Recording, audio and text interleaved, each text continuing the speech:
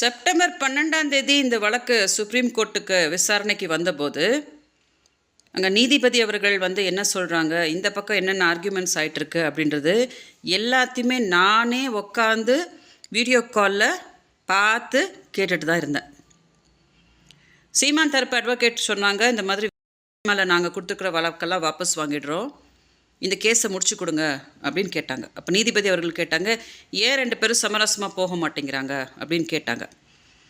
அப்போ சீமான் தரப்பு லாயர் சொல்ல முடியாது இல்லையா, நான் சமரசமாக போகிறேன்னு சொல்லிட்டு தான் வாங்கினேன் ஆர்டரை, வெளியில் சீமான் போய் இந்த மாதிரி நான் சமரசமாக போக மாட்டேன்ட்டு போனார் அப்படின்னு அவர் தரப்பு இவரை விட்டு கொடுக்க முடியாதுன்றதுக்காக பழியை தூக்கி டப்புன்னு கொடுக்க மாட்டேன்ட்டாங்க அப்படின்னு என் மேலே போட்டாங்க. அப்போ அந்த நீதிபதி அவர்கள் சொன்னாங்க, 2 பேரும் குழந்தைங்க கிடையாது, இந்த மாதிரி சண்டை போட்டுக்கிட்டே இருக்க வேணாம், 2 பேரும் ஒரு அண்டர்ஸ்டாண்டிங்கில் போக சொல்லுங்கள்.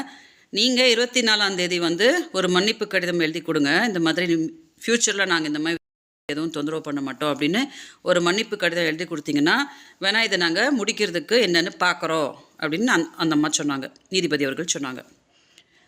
இதை நானே கண்ணால் உட்காந்து பார்த்துருக்கேன், நானே காதால் கேட்டிருக்கேன். ஓகேயா, நிறைய மீடியாஸ் அந்த வீடியோவே கோர்ட் வீடியோவே டெலிகாஸ்ட் பண்ணி கூட சொன்னாங்க.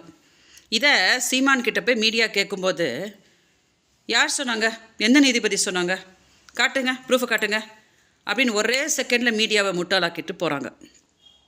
இப்போ அந்த மீடியா யார் போய் கேட்டாங்களோ இந்த கோர்ட் வீடியோ எடுத்துகிட்டு போய் காட்டி கேட்டுருந்துக்கணுமா இல்லையா, சார் இதான் சொல்லியிருக்காங்களே சார் அப்படின்னு கேட்டுருந்துருக்கணுமா இல்லையா, அவங்களும் அப்படியே திணறிட்டு சைலண்ட்டாக அப்படியே சும்மா ஆயிடுறாங்க. ஸோ மக்களுக்கு என்ன ஆகுதுன்னா எது உண்மை எது பொய் அப்படின்னு குழம்பிட்டே இருக்குது. அதனால தான் இவங்க அடித்து விடுறது மென்டல் அப்படின்னு. இப்போ யார் மென்டல் அப்படின்னு நீங்களே எடை போட்டுக்கோங்க. ஓகே, உச்சநீதிமன்றத்தோட நீதிபதி சொல்லியிருக்கிறதையே வித் ப்ரூஃப் இருக்கிறதையே யார் சொன்னா அப்படின்னா ஒன்றும் இல்லை அப்படின்ட்டு போகிறாரு அப்படின்னா நான் தான் எடுத்து மக்களுக்கு சொல்ல வேண்டியதாக இருக்குது, இதுதாங்க உண்மை அப்படின்னு சொல்ல வேண்டியதாக இருக்குது. ஸோ நான் எல்லாம் எக்ஸ்பிளைன் என்ன பண்ணிகிட்ருக்கிறேன்னா ப்ரீவியஸ் வீடியோவில் நான் அதுக்கு தான் சொன்னேன், உச்சநீதிமன்றம் என்ன சொல்லுதோ I will abide by that, நான் அதை ஃபாலோ பண்ணுவேன். ஆனால் சீமானை இதை நல்லபடியாக சீமான் தானே முடிக்கணும், சீமானும் அதே மாதிரி சமாதானமாக முடித்தா தானே இது முடியும். இல்லை நான் அப்படி பண்ண போகிறேன் இப்படி பண்ண போகிறேன்னா மீண்டும் சண்டை இருக்க போகுது, அதே தான் நடக்க போகுது. அதனால் இப்போ பால் இஸ் இன் சீமான்ஸ் கோர்ட், சீமான் தான் இந்த அசிங்கத்தை முடிக்கணும் அப்படின்னு நினைக்கணும். இல்லை நான் சண்டை போட்டுக்கிட்டு இருப்பேன் அப்படின்னா இது முடிய போகிறதில்ல. ஓகே, அதனால் மக்கள் குழம்ப வேணான்றதுக்காக நான் அந்த வீடியோவில் என்ன கிளாரிட்டி கொடுக்குறேன்னா 24 மன்னிப்பு கேட்கணும் அப்படின்றத அவங்க சொல்லியிருக்காங்க.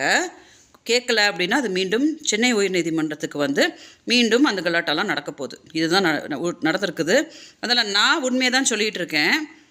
இங்கே யார் உண்மை சொல்லிகிட்டு இருக்கா யார் பொய் சொல்லிகிட்டு இருக்கா அப்படின்றது நீங்களே புரிஞ்சுக்கோங்க. ஓகே, வணக்கம்.